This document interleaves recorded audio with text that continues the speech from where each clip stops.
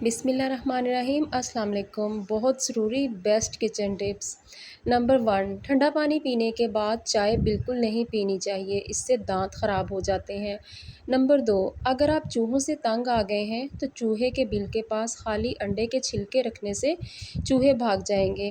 Number 3، اگر پیٹ بہت بڑھ گیا ہو تو لہسن کے تیل سے پیٹ کی مالش کریں، اس سے بڑھا ہوا پیٹ کچھ ہی دنوں میں اندر چلا جائے گا۔ نمبر 4، ڈپریشن کی بیماری ہو تو پودینے کی خوشبو کو سونگھنے سے فائدہ ہوگا۔ نمبر 5، باسی منہ صبح کھانا کھانے سے قبض دور ہوتی ہے۔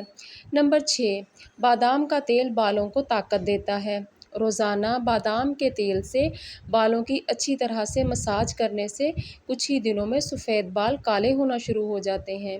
نمبر 7، پیاز کے رس کو ناریل کے تیل میں ملا کر بالوں کو دھونے سے 1 گھنٹے سے پہلے لگا لیں، ایسا کرنے سے بالوں کا جھڑنا رک جاتا ہے، بال لمبے، گھنے، مضبوط اور ملائم ہو جاتے ہیں۔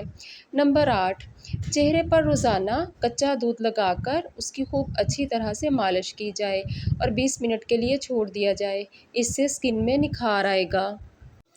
نمبر 9، گلاب کی پتیوں کو سکھا کر اس کا پاؤڈر بنا کر رکھ لیں، بس تھوڑے سے ہی پاؤڈر کو تھوڑے سے دہی میں مکس کر کے چہرے پر مساج کریں، اس سے چہرے پر گلابی گلو آئے گا اور رنگت خوب نکھر جائے گی۔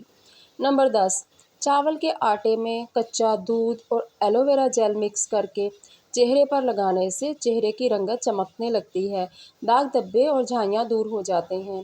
نمبر 11، روزانہ صبح دہی کی چھاچھ پینے سے چہرے پر چمک آتی ہے اور پانی کی کمی پوری ہوتی ہے۔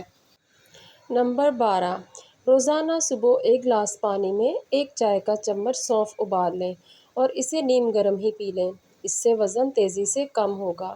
نمبر 13، کھانے کے ساتھ اگر آپ کھیرا کھا لیتے ہیں تو اس سے شوگر لیول بیلنس رہتا ہے، خون میں شوگر کی مقدار نہیں بڑھتی اور وزن بھی کم ہوتا ہے۔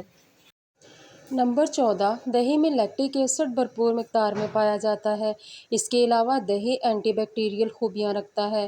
اگر سر میں خارش ہو، ایچنگ ہو اور سر میں بہت خشکی ہو تو تھوڑے سے دہی کو سرسوں کے تیل میں ملا کر سر میں لگانے سے سر کی خارش اور جلن دور ہو جاتی ہے۔